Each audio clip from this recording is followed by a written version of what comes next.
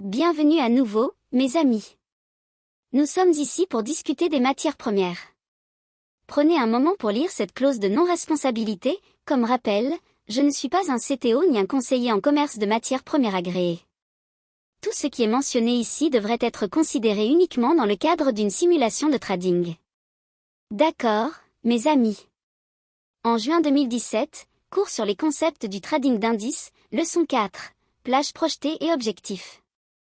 Avant de commencer, laissez-moi vous rappeler que le trading d'indices peut être aussi bien trop compliqué que simplifié, comme n'importe quelle autre activité.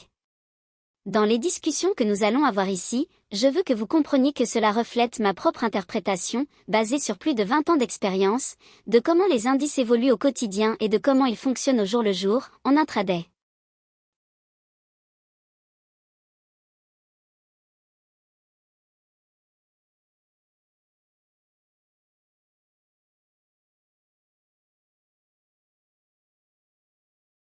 Il y aura probablement quelques écarts par rapport à ces idées qui ne nous aideront évidemment en rien, mais ce sont mes classifications générales, ou comment j'interprète comment la plage quotidienne devrait se dérouler dans les indices et le trading d'indices. Tout d'abord, il y a la clôture haussière de 2 sessions, généralement en relation avec le M4 journalier. Le flux d'ordres institutionnels devrait être haussier.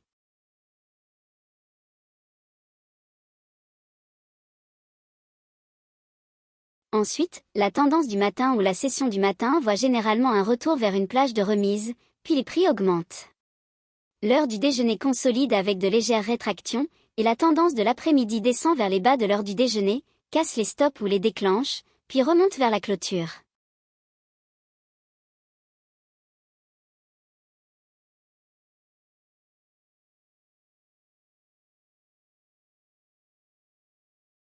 Maintenant, un peu plus sur cette plage projetée spécifique. La plage quotidienne peut en réalité traverser l'heure du déjeuner sans pratiquement aucune consolidation, en fonction de ce qui a été le catalyseur qui a fait monter les prix. Il pourrait s'agir d'une nouvelle économique très forte ou d'une surprise économique qui a été publiée tôt.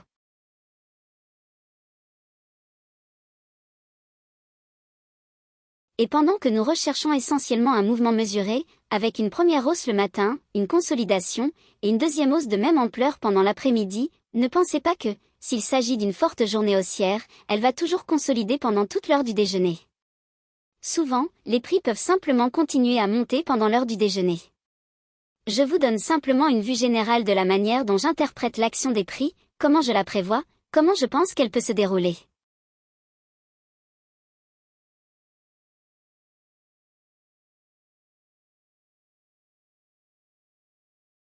Évidemment, rien n'est garanti. Rien. Rien n'est gravé dans la pierre, mais dans l'ensemble, ces 8 méthodes de projection de la plage que je vais vous montrer dans cet enseignement correspondent généralement à la plupart des jours. D'accord, passons aux clôtures baissières en 2 sessions, tout comme l'opposé de ce que nous venons de montrer. Le flux d'ordres institutionnels sera baissier sur le graphique quotidien et ou de 4 heures. La tendance du matin reviendra vers une plage de remise, puis diminuera. L'heure du déjeuner consolidera avec de légères rétractions, et la tendance de l'après-midi atteindra les hauts de l'heure du déjeuner pour déclencher des ordres d'achat, ou augmentera vers une plage de remise équitable, puis diminuera jusqu'à la clôture. Tout comme nous l'avons dit précédemment pour les fortes hausses, l'heure du déjeuner peut ne pas voir l'ensemble de l'heure du déjeuner consolidée, elle peut en fait continuer à baisser pendant l'heure du déjeuner, en fonction encore une fois du stimulus qui a marqué la journée. Il pourrait s'agir d'une nouvelle économique très forte qui était attendue et qui a déçu, avec des chiffres décevants, ce qui pourrait entraîner une réduction des niveaux actuels et une réévaluation rapide à la baisse.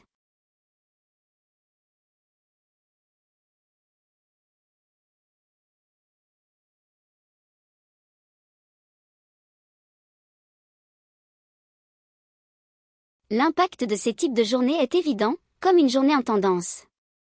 Vous voulez vous concentrer lorsque le graphique quotidien et le graphique de 4 heures sont baissiers, et vice-versa pour les clôtures haussières en 2 sessions. Si nous sommes au milieu d'un mouvement de prix à moyen terme ou à long terme, basé sur ce que nous verrions sur un graphique à haute résolution, voici le scénario classique.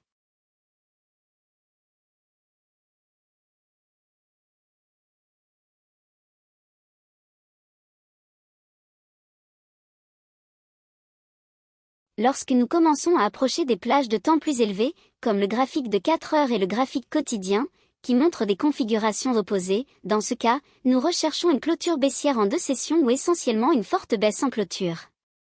Cette clôture baissière est une probabilité élevée jusqu'à ce que nous atteignions une plage de remise de 4 heures ou quotidienne ou hebdomadaire. Donc, lorsque les prix commencent à se négocier à ces niveaux, évidemment la même chose s'applique en termes opposés pour les clôtures haussières en 2 sessions. Si nous sommes en train de trader au milieu d'un mouvement ou d'une tendance à moyen terme qui n'est pas encore achevée et que nous ne sommes pas montés dans une plage de remise quotidienne ou de 4 heures, ce scénario devrait se produire pour une clôture baissière en 2 sessions ou une clôture haussière en 2 sessions. Voici les critères que nous recherchons tant que les plages de remise de 4 heures et ou quotidiennes n'ont pas été négociées. Cela facilite donc la baisse des prix.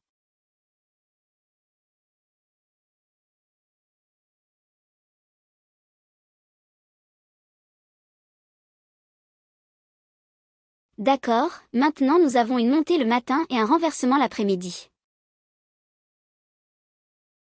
Le flux d'ordres institutionnels est haussier, ce qui est visible sur les graphiques quotidiens et de 4 heures, mais il se trouve en dessous, par exemple, d'une plage PD Premium de plus haut délai de 4 heures.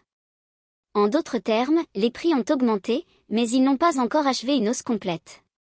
Cependant, très près de notre position actuelle, il y a une plage PD Premium de plus haut délai, qui peut être observée sur un graphique de 4 heures ou même quotidien. Cependant, la séance du matin commence de manière haussière jusqu'à ce qu'elle atteigne la plage PD Premium de plus haut délai, ce qui provoque un retournement du marché intraday. La tendance du matin revient vers une plage de remise, puis rebondit. L'heure du déjeuner consolide avec de légères rétractions. La tendance de l'après-midi atteint les hauts de l'heure du déjeuner, puis se retourne vers la clôture, où elle atteint les hauts intraday, puis se retourne vers la clôture.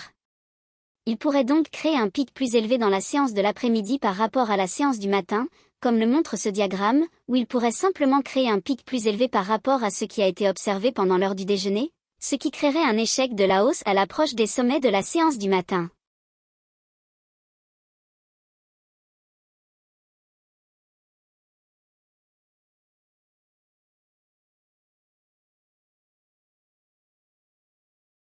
Ne pensez pas que cela doit nécessairement créer un pic plus élevé dans la séance de l'après-midi par rapport à la séance du matin. Cela pourrait simplement être un pic plus élevé par rapport à ce qui a été observé pendant l'heure du déjeuner, ce qui créerait un échec de la hausse à l'approche des sommets de la séance du matin.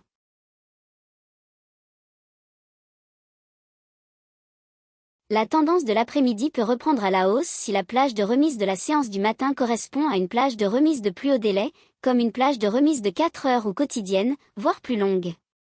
Dans ce cas, si les prix retournent à cette plage de remise au cours de la séance de l'après-midi, même niveau une fois qu'ils le négocient dans la session de l'après-midi, ils peuvent recapitaliser ce tableau de rabais et le renvoyer plus haut s'il n'y a pas de tableau de rabais de plus haut délai, ce qui signifie que le prix s'éloigne en AM. Disons par exemple peut-être qu'il s'agissait d'une séance de 60 minutes, d'accord, ou d'une séance de 15 minutes de rabais qui a provoqué la hausse en AM. Alors évidemment, nous pourrions nous attendre à ce que le prix continue de baisser. Mais si le tableau de rabais de la séance de l'AM de New York s'est avéré être un tableau de rabais de 4 heures, d'une journée ou d'une semaine, ou disons, par exemple, le bloc d'ordre qui est aussi à partir d'un délai plus long, s'il repart à la baisse dans la session de l'après-midi, il pourrait inverser son mouvement à la hausse et reprendre sa tendance à la hausse. Le filtre, c'est que s'il ne s'agit pas d'un tableau de rabais de 4 heures ou quotidien, ou d'un délai plus long que cela, on s'attend à ce qu'il le négocie en baisse. Donc, la baisse de la matinée et la reprise de l'après-midi signifient que le flux d'ordres institutionnels est baissier, mais il n'a pas encore négocié en baisse dans un tableau de rabais de plus haut délai. Donc, les prix sont au-dessus d'un tableau de rabais de plus haut délai, que ce soit à partir d'une base quotidienne ou d'une base de 4 heures, voire plus élevée.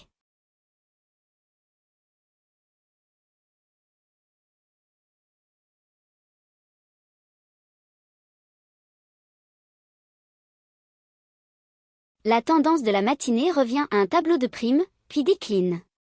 L'heure du déjeuner se consolide avec de légères rétractions. La tendance de l'après-midi fait baisser les creux de l'heure du déjeuner, puis se retourne pour la clôture, où elle fait baisser les creux intraday, puis se retourne pour la clôture.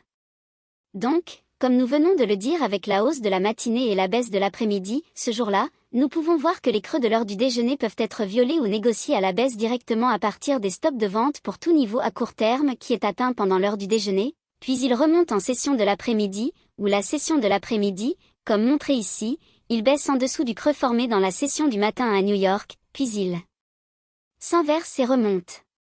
La tendance de l'après-midi peut reprendre à la baisse si le tableau de prime de la session de l'AM équivaut à un tableau de prime de plus haut délai.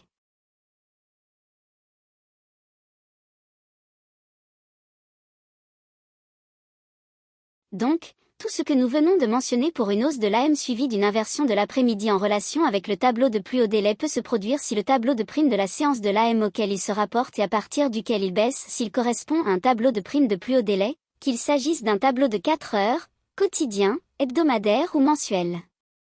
Il peut revenir à ce niveau dans la session de l'après-midi pour le recapitaliser, puis baisser et reprendre sa tendance à la baisse. Si ce n'est pas le cas et que nous ne voyons pas de tableau de rabais de plus haut délai, que ce soit un tableau de 4 heures, quotidien ou plus long, à partir duquel la séance de l'AM de New York a pris son élan avant de descendre, alors nous pouvons nous attendre à ce que le prix continue à baisser.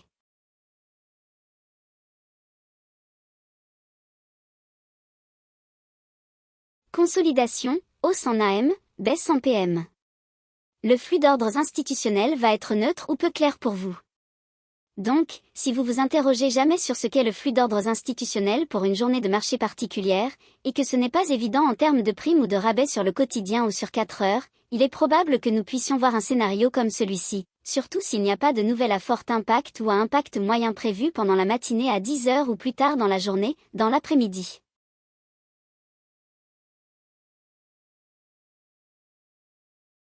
Donc, s'il y a un manque de catalyseur de marché réel, vous pouvez vous attendre à ce qu'une plage projetée particulière se déroule. La tendance de la matinée sera observée en revenant à un tableau de rabais, puis les prix augmentent, soit après la première heure ou la plage d'ouverture, soit ils augmentent à partir de l'équilibre pour chasser les stops à l'achat de Londres, où il pourrait s'agir. La plage s'étend ou augmente depuis l'équilibre pour atteindre les ordres d'achat de Londres, où cela pourrait être les sommets intraday pour les ordres d'achat. Au moment de cet enregistrement, c'est la plage projetée réelle que j'ai utilisée pour la journée de trading du 22 juin 2017 sur le marché S&P 500, où j'ai vendu à découvert à 2437 et cherché à ce que le prix baisse vers une plage de remise ou atteigne les ordres de vente en dessous du marché.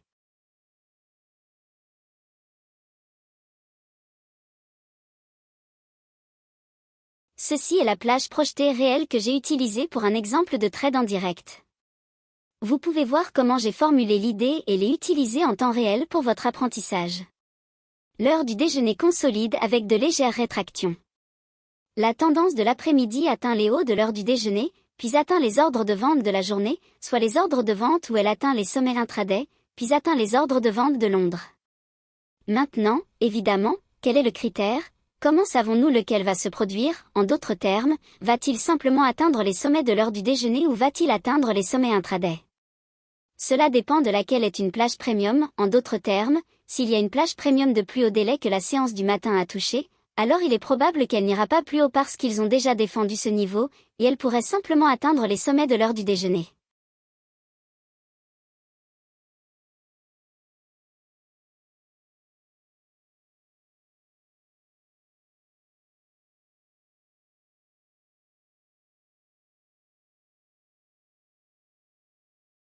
Maintenant, si la séance du matin n'a pas atteint une plage premium de plus haut délai, comme une plage premium sur un graphique horaire ou de 4 heures, alors l'après-midi pourrait atteindre les sommets intraday, puis se retourner. La tendance de l'après-midi peut simplement consolider jusqu'à la clôture après l'heure du déjeuner. Elle peut donc faire tout son mouvement le matin, puis s'essouffler et aller en sidouet le reste de la journée jusqu'à l'heure du déjeuner et jusqu'à la clôture. D'accord, la consolidation, la baisse du matin et la hausse de l'après-midi. C'est exactement le contraire de ce que nous avons vu précédemment. Encore une fois, le flux d'ordres institutionnels sera neutre ou incertain. La tendance du matin verra les prix revenir vers une plage premium, puis diminuer. Après la première heure de trading ou la plage d'ouverture, les prix s'étendront vers le bas depuis l'équilibre pour atteindre les ordres de vente de Londres.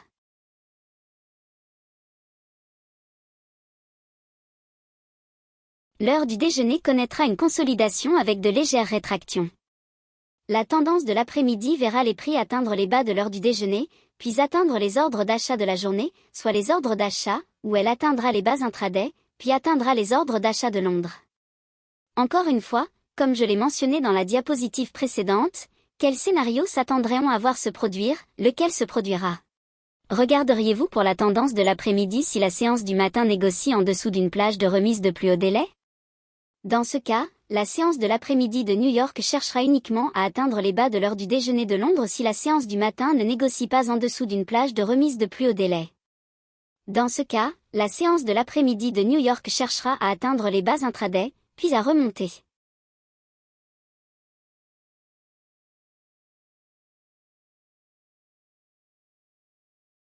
La tendance de l'après-midi peut simplement consolider jusqu'à la clôture après l'heure du déjeuner, tout comme nous l'avons dit dans la diapositive précédente pour la consolidation, la hausse du matin et la baisse de l'après-midi.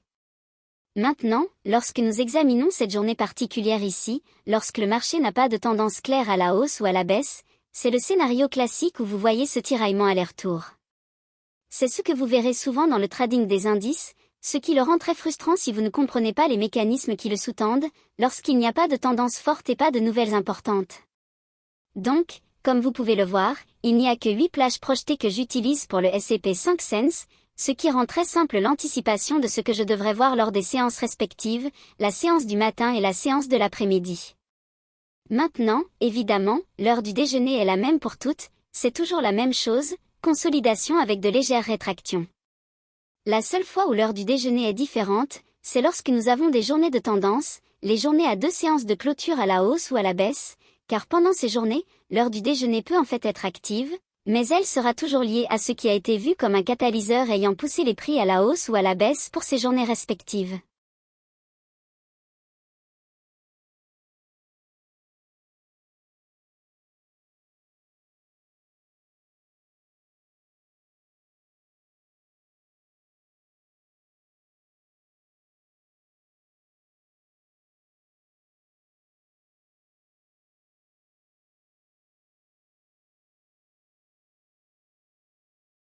J'espère que cela vous donne plus d'informations sur la manière dont j'interprète les plages projetées et comment nous pouvons chercher des objectifs dans l'action des prix en utilisant les stops, car c'est ce que nous comprenons que les indices cherchent, ils cherchent les stops, et sur un délai plus long, ils peuvent avoir une tendance, mais sur une base intraday, vous devez comprendre que tout tourne autour de la liquidité et de l'emplacement des stops.